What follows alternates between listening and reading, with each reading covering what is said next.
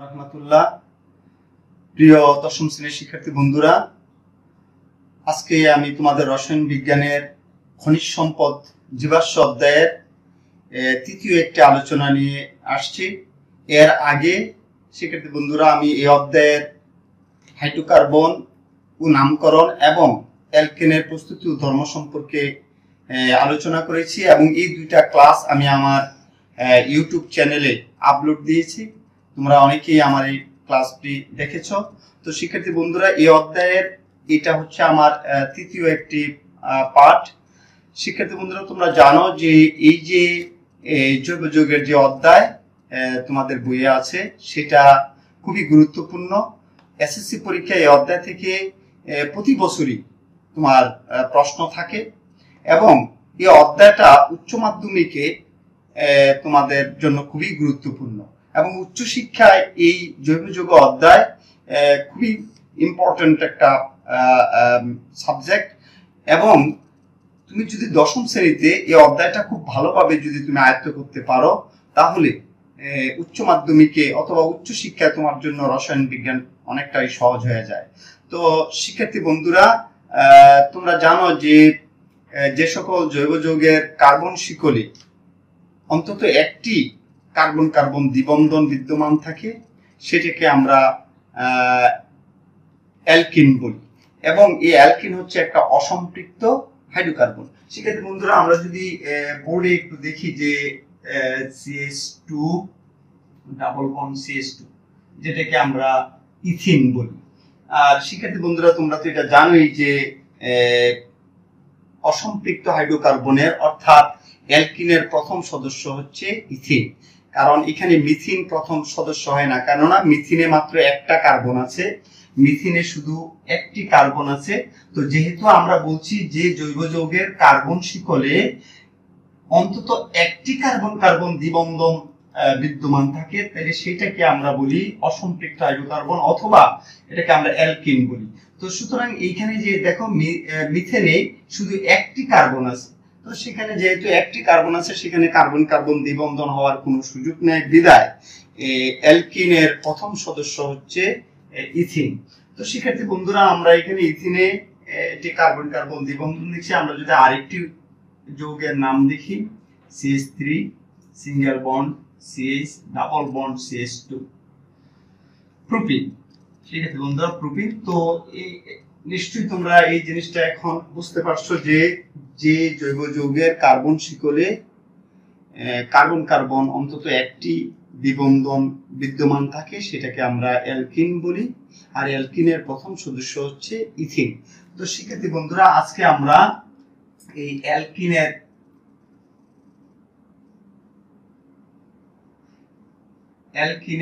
প্রস্তুতি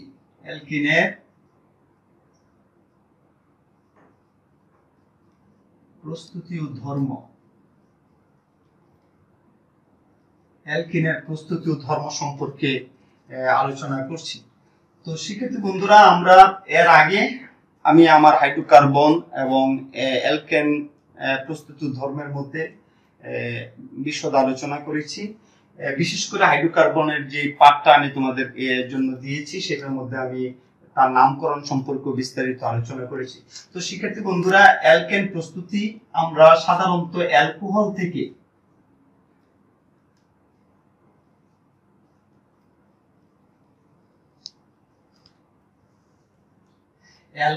থেকে আমরা অ্যালকিন প্রস্তুত করতে পারি, অ্যালকোহল থেকে।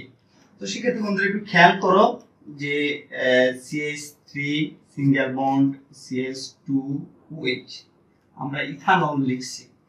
তো এই ইথানল শিক্ষার্থী বন্ধুরা, যে তুমি গাঢ় সালফিউরিক অ্যাসিড और aluminium oxide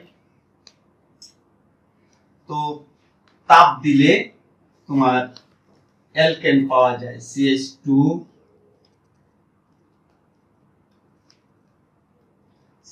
double bond CH2 plus পানি H2O। তো শিক্ষার্থী বন্ধুরা, দেখো এখানে যে গাঢ় সালফিউরিক অ্যাসিড অর্থাৎ ইথানলের সাথে গাঢ় সালফিউরিক অ্যাসিড অথবা অ্যালুমিনিয়াম অক্সাইডকে উত্তপ্ত করলে কি পাওয়া যায়? অ্যালকিন পাওয়া যায়। তো এটা শিক্ষার্থী বন্ধুরা এক ধরনের আছে যে অ্যালকোহল থেকে, যে কোনো অ্যালকোহল থেকে এটা প্রস্তুত করা যায়। তারপরে শিক্ষার্থী বন্ধুরা 2 নম্বরে তুমি অ্যালকাইন থেকেও তৈরি করতে পারো। অ্যালকাইন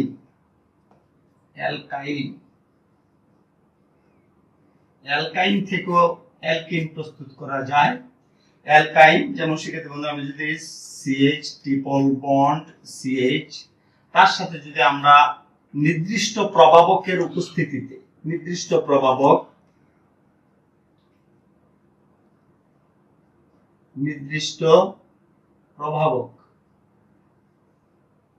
নির্দিষ্ট প্রভাবকের উপস্থিতিতে যদি আমরা অ্যালকাইনের সাথে হাইড্রোজেন যোগ করে উত্তপ্ত করি তাহলে অ্যালকেন পাওয়া যায়।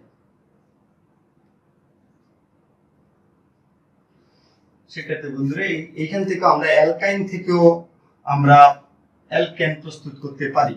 3 নম্বরে শিক্ষার্থী বন্ধুরা আরো যেমন আমরা অ্যালকাইন থেকে প্রস্তুতি দেখেছি, অ্যালকেন থেকেও প্রস্তুত করা যায়। শিক্ষার্থী বন্ধুরা একটু খেয়াল করো, অ্যালকেন থেকে যেমন CH3 সিঙ্গেল বন্ড CH3, তো সেটাও শিক্ষার্থী বন্ধুরা নির্দিষ্ট প্রভাবকের উপস্থিতিতে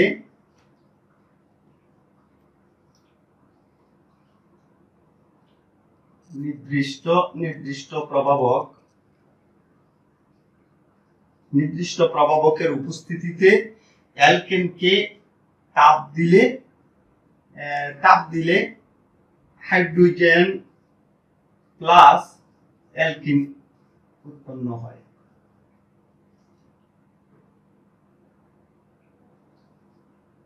অ্যালকিন প্রস্তুত হয় শিক্ষার্থী বন্ধুরা। তো শিক্ষার্থী বন্ধুরা আমরা আরো যদি দেখি যে কিভাবে আমরা অ্যালকিন প্রস্তুত করতে পারি, তো এখানে আমরা 3 ভাবে দেখিয়েছি শিক্ষার্থী বন্ধুরা। অ্যালকোহল থেকে আমরা বলছি যে গাঢ় সালফিউরিক অ্যাসিড অথবা অ্যালুমিনিয়াম অক্সাইড ইথানলের সাথে উত্তপ্ত করলে অ্যালকিন পাওয়া যায়, অথবা অ্যালকাইন থেকে অ্যালকাইনের সাথে নির্দিষ্ট প্রভাবকের উপস্থিতিতে অ্যালকাইনের সাথে হাইড্রোজেন যোগ করে উত্তপ্ত করলে অ্যালকিন পাওয়া যায়, অথবা অ্যালকেন থেকেও অ্যালকেনকে নির্দিষ্ট প্রভাবকের উপস্থিতিতে অ্যালকেনকে উত্তপ্ত করলে অ্যালকিন পাওয়া যায় শিক্ষার্থী বন্ধুরা। তো শিক্ষার্থী বন্ধুরা আমরা এই চতুর্থ অ্যালকাইল হ্যালাইড থেকেও পাওয়া যায়। অ্যালকাইল হ্যালাইড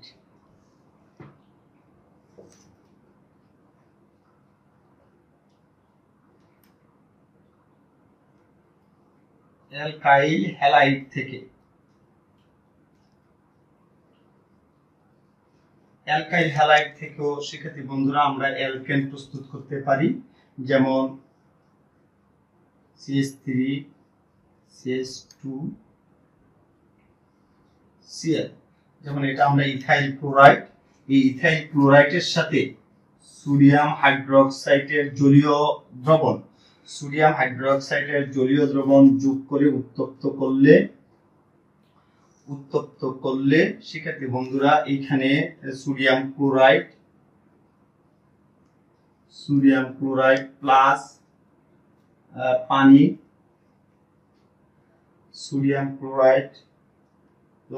পানি, এবং plus CH2 double bond CH2 অর্থাৎ অ্যালকিন উৎপন্ন হয় শিক্ষার্থী বন্ধুরা। তাহলে কি হলো, অ্যালকাইল হ্যালাইড থেকেও আমরা অ্যালকাইল হ্যালাইড অর্থাৎ ইথাইল ক্লোরাইডের সাথে সোডিয়াম হাইড্রোক্সাইডের জলীয় দ্রবণ যোগ করে উত্তপ্ত করলে আমরা কি পাই? অ্যালকেন পাওয়া যায় শিক্ষার্থী বন্ধুরা। এছাড়াও শিক্ষার্থী বন্ধুরা আরো অন্যভাবেও অ্যালকিন পাওয়া যেতে পারে। যেমন বড় কোনো অ্যালকেন থেকেও এগুলো তৈরি করা যায়। যেমন বড় হাইড্রোকার্বন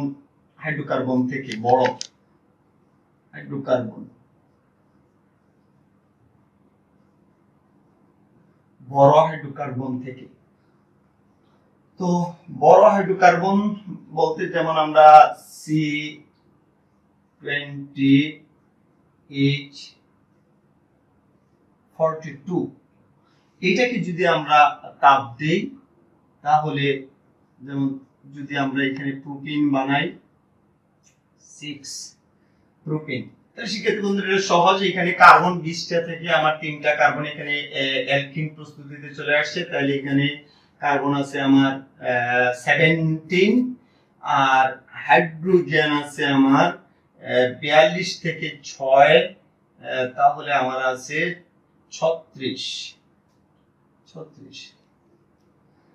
এইভাবেও তৈরি করা যায়, অর্থাৎ বড় হাইড্রোকার্বনকে সরাসরি তাপ দিলে অ্যালকিন পাওয়া যায়। তো বিশেষ করে অ্যালকাইল হ্যালাইড থেকে কিভাবে অ্যালকিন প্রস্তুত করা যায় অথবা অ্যালকাইন থেকে কিভাবে অ্যালকিন প্রস্তুত করা যায়, আরেকটা হচ্ছে অ্যালকোহল থেকে কিভাবে অ্যালকিন প্রস্তুত করা যায়, এইগুলো খুবই থেকে তোমাদেরকে পরীক্ষায় অনেক সময় সৃজনশীল প্রশ্নের মধ্যে যেমন গয়ে যেটা প্রয়োগ, এই প্রয়োগে তোমাদেরকে এই প্রস্তুতি দেওয়া হয় শিক্ষার্থী বন্ধুরা।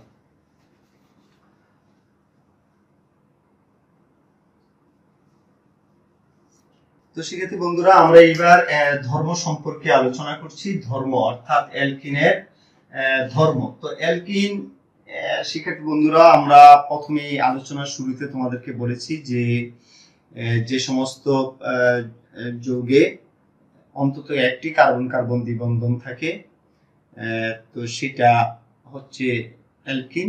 তো এই কার্বন কার্বন দ্বিবন্ধনের যে দুইটা বন্ধন, এর মধ্যে একটি বন্ধন খুবই শক্তিশালী থাকে এবং আরেকটি বন্ধন অপেক্ষাকৃত দুর্বল থাকে। এই যে দুর্বল বন্ধন, এই দুর্বল বন্ধনটার কারণে এই অসম্পৃক্ত হাইড্রোকার্বন অর্থাৎ অ্যালকিন রাসায়নিকভাবে সক্রিয়। রাসায়নিকভাবে কি ওরা সক্রিয়, ওদের যে দুর্বল যে বন্ধনটা আছে সেই দুর্বল বন্ধনটা সহজেই ভেঙে যায় শিক্ষার্থী বন্ধুরা। তো এই জন্য অ্যালকিন যেমন শিক্ষার্থী বন্ধুরা অ্যালকিন হাইড্রোজেন সংযোজন বিক্রিয়া দেয়। আমরা যদি এটা বলি হাইড্রোজেন সংযোজন বিক্রিয়া দেয়, হাইড্রোজেন সংযোজন বিক্রিয়া।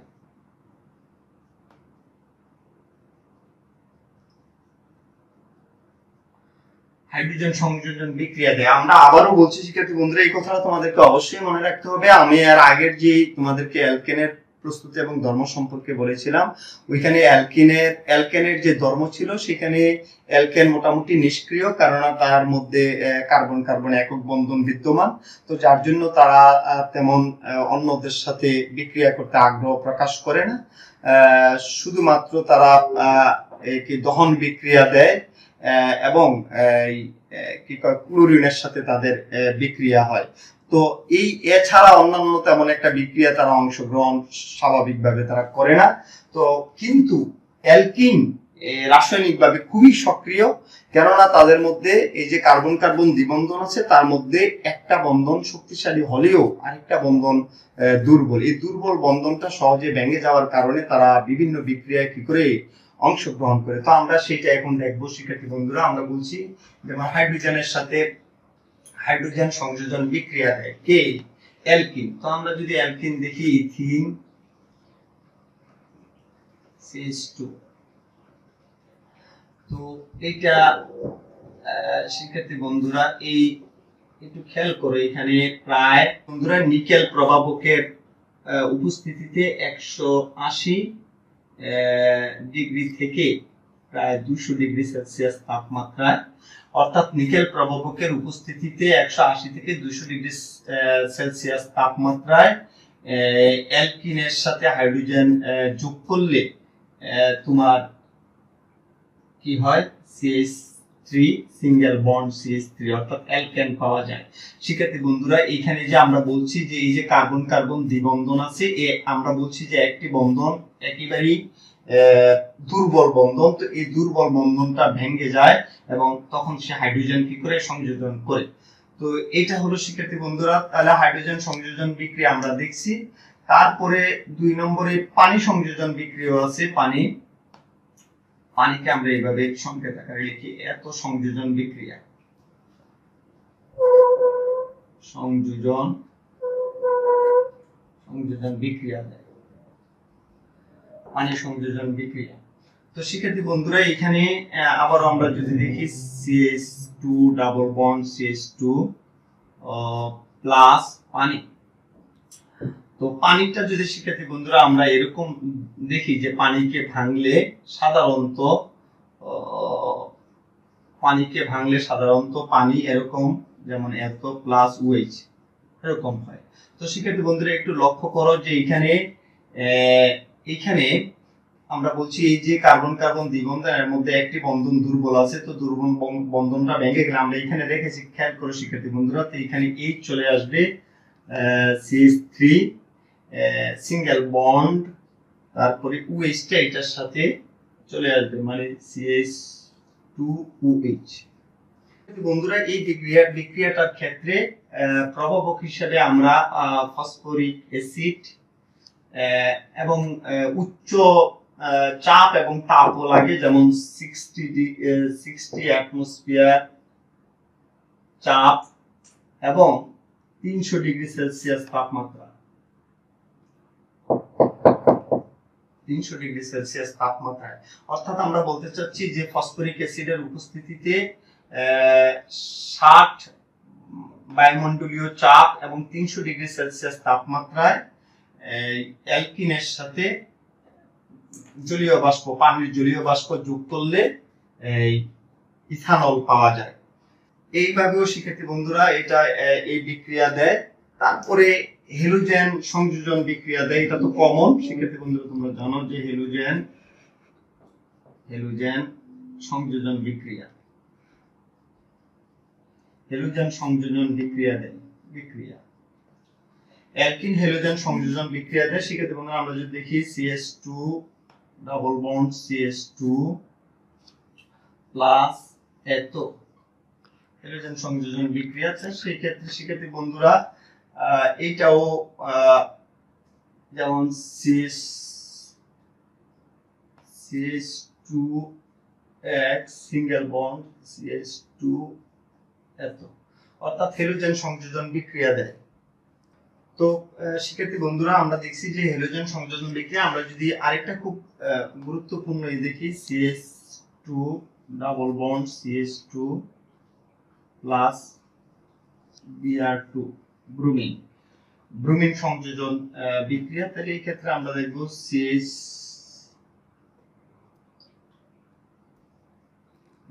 CH2Br single bond CH2Br। তো শিক্ষার্থী বন্ধুরা এই ক্ষেত্রে একটু লক্ষ্য করো, এটা খুবই একটা ইম্পর্টেন্ট একটা বিক্রিয়া শিক্ষার্থী বন্ধুরা। অর্থাৎ ইথিনের সাথে লাল বর্ণের ব্রোমিন দ্রবণ যোগ করে, ইথিনের সাথে লাল বর্ণের ব্রোমিন দ্রবণ যোগ করলে সেটা দেখো এখানে ডাইব্রোমো ইথেন, ডাইব্রোমো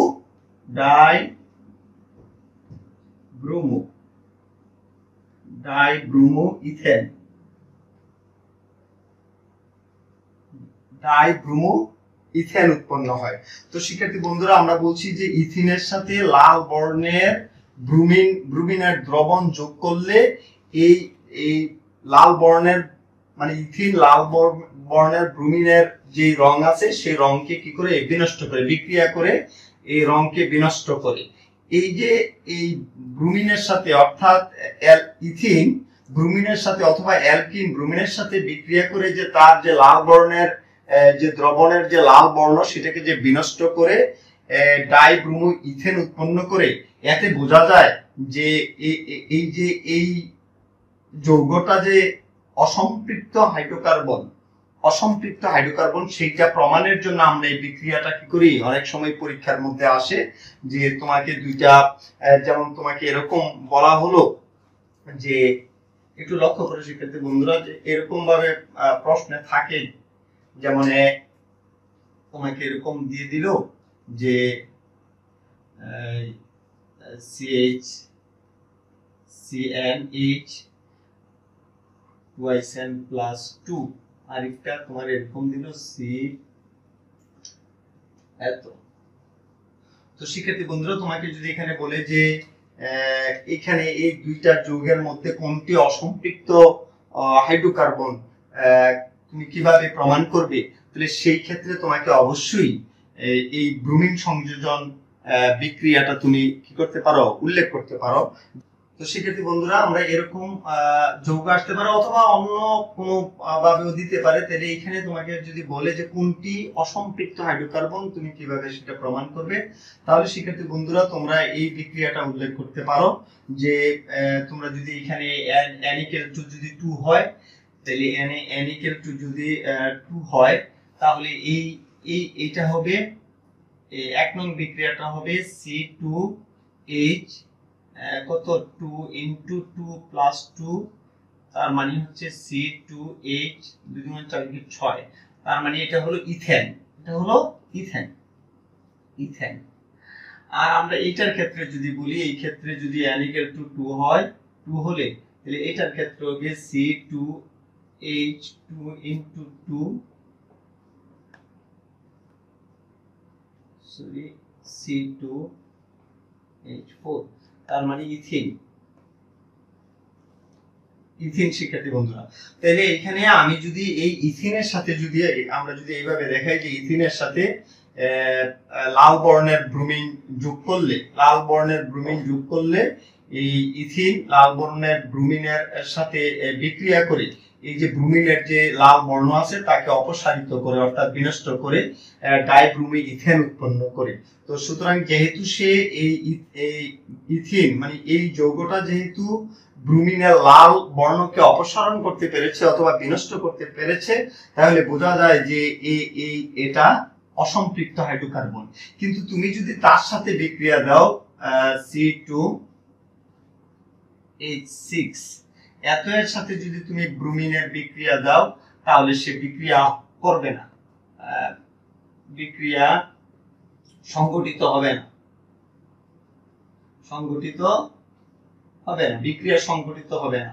অর্থাৎ শিক্ষার্থী বন্ধুরা, আমরা এর আগে আমার ওই ক্লাসে আমরা বলেছি যে এই অ্যালকেন, এটা হলো অ্যালকেন। তো অ্যালকেন ব্রোমিনের সাথে বিক্রিয়া দেয় না সাধারণত, কেননা সেটা সক্রিয়। তো শিক্ষার্থী বন্ধুরা, আমরা এটা দেখলাম যে ব্রোমিন সংযোজন যেই বা হ্যালোজেন সংযোজন যে বিক্রিয়া, হ্যালোজেন সংযোজন বিক্রিয়ার মাধ্যমে আমরা এটা বুঝতে পারি যে এটা এই যৌগটা সম্পৃক্ত না অসম্পৃক্ত হাইড্রোকার্বন। এছাড়াও শিক্ষার্থী বন্ধুরা, আমরা যদি হ্যালোজেনের আরেকটা উদাহরণ দিই, যেমন CH3 CH double bond CH2 এরকম যদি দিই, Cl আমরা যদি ক্লোরিন সংযোজন বিক্রিয়া দিই, শিক্ষার্থী বন্ধুরা একটু খেয়াল করো যে আমরা বলছি যে এই যে দ্বিবন্ধন আছে তার মধ্যে একটা দুর্বল বন্ধন আছে। তো এই দুর্বল বন্ধনটা ভেঙে যাবে, ভেঙে যাওয়ার পরে ক্লোরিন একটু মনে রাখতে হবে শিক্ষার্থী বন্ধুরা যে যেই বন্ধনটা ভাঙবে, অর্থাৎ এখানে দুইটা বন্ধনের মধ্যে একটি শক্তিশালী বন্ধন এবং একটা দুর্বল বন্ধন। তো দুর্বল বন্ধনটা যে ভাঙে, এই যে কার্বন যে অণু আর ক্লোরিনের যে অণু, এই ক্লোরিনের অণু বিভাজিত হয়ে এই যে বন্ধনটা ভাঙবে, এই বন্ধনের পাশে দুই পাশে মানে মাঝে যে দুই পাশে যে এটা আছে সেখানে এই ক্লোরিন পরমাণু দুইটা যাবে, অর্থাৎ CH3 single bond CHCl single bond CH2Cl। তার মানে এই ক্লোরিনটা যে বন্ধনটা ভাঙবে তার পাশেই থাকবে, অর্থাৎ এই ক্লোরিন এখানে আসবে না। এই যেখানে বন্ধন ভাঙবে ওর কাছে একটি পরমাণু আসবে এবং এখানে একটি পরমাণু যাবে। সেক্ষেত্রে বন্ধুরা একটু খেয়াল করো, আমরা যদি সেটাকে কার্টুনিক সংকেত আকারে দেখাই, এত এইভাবে single bond CH single Cl single bond CHCl। শিক্ষার্থী বন্ধুরা একটু খেয়াল করো। তো সুতরাং আমি আবারও বলছি যে যে বন্ধনটা ভাঙবে, যে দুর্বল বন্ধনটা আছে, যে বন্ধনটা ভাঙবে সেই জায়গায় এই ক্লোরিনের অণুটা যে দুইটা পরমাণু দ্বারা গঠিত, এই দুইটা পরমাণুর মধ্যে একটি পরমাণু সে পাবে এবং আরেকটি পরমাণু এখানে চলে আসবে। সুতরাং এই যেখানে এই ডাবল বন্ডটা থাকবে শিক্ষার্থী বন্ধুরা, তো সেইটাও আমরা হ্যালোজেন সংযোজন বিক্রিয়ার আরেকটা দেখলাম। আরেকটা গুরুত্বপূর্ণ বিক্রিয়া আছে, মানে পুরা রাসায়নিক ধর্ম আছে, যেমন পটাশিয়াম পার ম্যাঙ্গানেটের সাথেও সে বিক্রিয়া দেয়। পটাশিয়াম পার ম্যাঙ্গানেট, পটাশিয়াম পার ম্যাঙ্গানেটের সাথে ও কি করে এর সাথে বিক্রিয়া।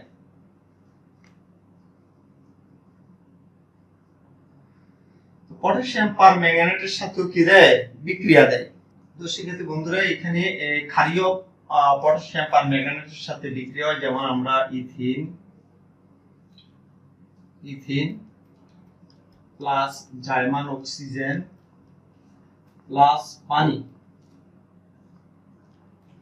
তো এটা সেক্ষেত্রে বন্ধুরা এখানে পটাশিয়াম পার ম্যাঙ্গানেট প্লাস এই ক্ষেত্রে সেক্ষেত্রে বন্ধুরা এখানে সোডিয়াম হাইড্রোক্সাইড অথবা পটাশিয়াম হাইড্রোক্সাইড, এই দুইটাও জলীয় দ্রবণ হিসেবে থাকবে। তো নিলে সেক্ষেত্রে বন্ধুরা এই ক্ষেত্রে একটু খেয়াল করো, এখানে এই পানিটা আমরা বলছি, একটু আগে আমরা দেখাইছি যে পানি এইভাবে বিশ্লেষণ করলে এটা পাওয়া যায়।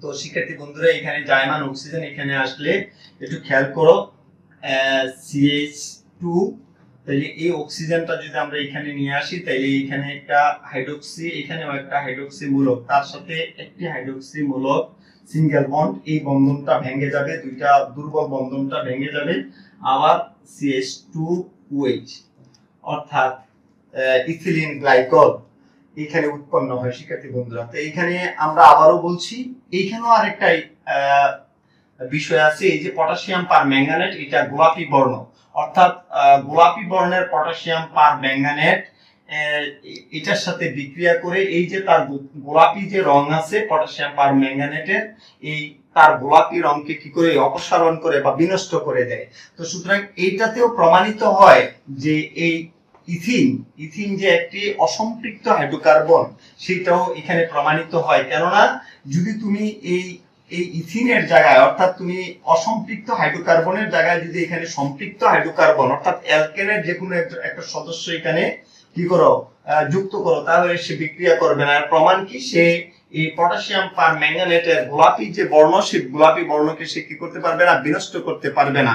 তো এই ক্ষেত্রে প্রমাণিত হয় যে সম্পৃক্ত হাইড্রোকার্বন কি করে না, এই পটাশিয়াম পার ম্যাঙ্গানেটের যে গোলাপি বর্ণ আছে তাকে বিনষ্ট করতে পারে না। এতে প্রমাণিত হয়েছে সেটা বিক্রিয়া সংঘটিত হয় না।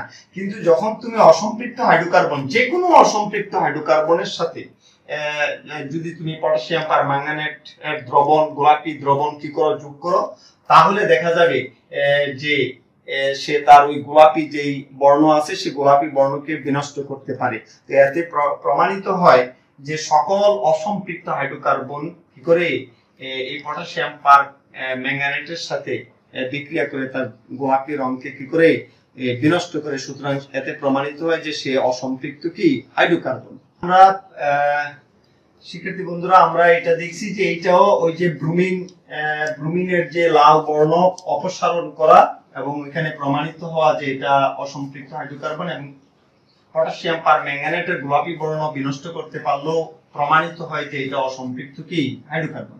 তো আমরা যদি আরেকটা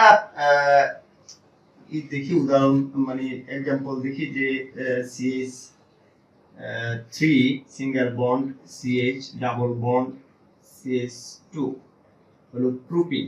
প্রোপিনের সাথে যদি তুমি জার্মান অক্সিজেন প্লাস, আমরা পানিটাকে শিক্ষার্থী বন্ধু এরকম ভাবে লিখতে পারি, এটাও পানি। তো এখানে যদি তুমি এটা পটাশিয়াম পার ম্যাঙ্গানেট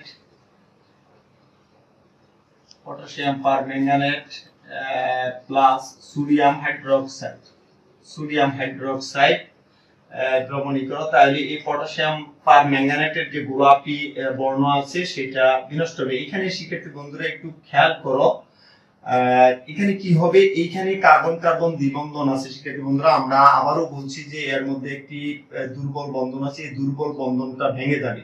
তো দুর্বল বন্ধন ভেঙে গেলে এইখানে শিক্ষার্থী বন্ধুরা যে এইটা আর এটা মিলে OH, আর এখানেও আর একটা হাইড্রোক্সি মূলক আছে। তো এই দুইটা মূলকের মধ্যে শিক্ষার্থী বন্ধুরা কোথায় আসবে, তাহলে আমি আবারও বলছি যে যেহেতু এই বন্ধনটা ভাঙবে তাহলে এইখানে একটা OH চলে আসবে, তার মানে কি হবে ঘটনাটা দেখো, CH3 সিঙ্গেল বন্ড CH, এই জায়গায় একটা OH চলে আসবে, OH সিঙ্গেল বন্ড CH2OH, এরকম হবে শিক্ষার্থী বন্ধু। আমরা যদি এটাকে গাঠনিক সংকেত আকারে দেখাই তাহলে এরকম দেখো, single bond CH2OH, single bond CH এবং OH, এরকম হবে। তাহলে মনে রাখতে হবে শিক্ষার্থী বন্ধুরা, যে যেখানে বন্ধনটা ভাঙ্গে, অর্থাৎ যে দুর্বল বন্ধনটা ভাঙ্গে, তার দুই পাশে যেই মৌলগুলো থাকে তারাই এই সংযোজনের যে সংযোজন হয়, তারা এই দুইটা অংশেই তারা সম্পৃক্ত হয় বা যুক্ত হয়। বন্ধুরা আমরা একটা বাইরের কাজ দিচ্ছি, এখানে CnH CnH2SN প্লাস 2, যেখানে n equal to 2। শিক্ষার্থী বন্ধুরা এখানে তোমরা উদ্দীপকের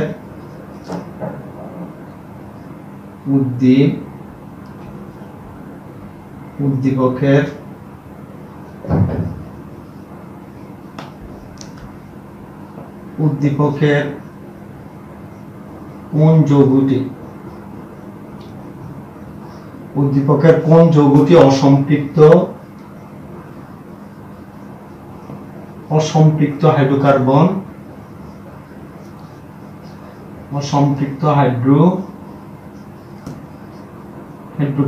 প্রমাণ করো। তো শিক্ষার্থী বন্ধুরা এই বাড়ির কাজটা তোমরা ঝটপট খাতায় লিখে নাও, এবং স্কুল খোলার পরে তোমাদের সম্মানিত যেই রসায়ন বিজ্ঞানের শিক্ষক মহোদয় আছে তাকে তোমরা অবশ্যই এই বাড়ির কাজটা দেখাবে। তো শিক্ষার্থী বন্ধুরা তোমরা ভালো থাকো এবং সুস্থ থাকো, বেশি বেশি করে এই অধ্যায়টা বাড়িতে চর্চা করবে। মনে রাখবে, আমি আবারও বলছি যে অধ্যায়টা তোমাদের পরবর্তী উচ্চ মাধ্যমিক যে শিক্ষা, সেই উচ্চ মাধ্যমিক শিক্ষার জন্য তোমাদের এই অধ্যায়টা খুবই গুরুত্বপূর্ণ। তোমরা বেশি বেশি করে এই অধ্যায়টা অনুশীলন করবে, তাহলে দেখবা যে তোমাদের কাছে বিষয়টা কি হয়ে যাবে, খুবই সহজ হয়ে যাবে। শিক্ষার্থী বন্ধুরা তোমরা অবশ্যই ভালো এবং সুস্থ থাকো।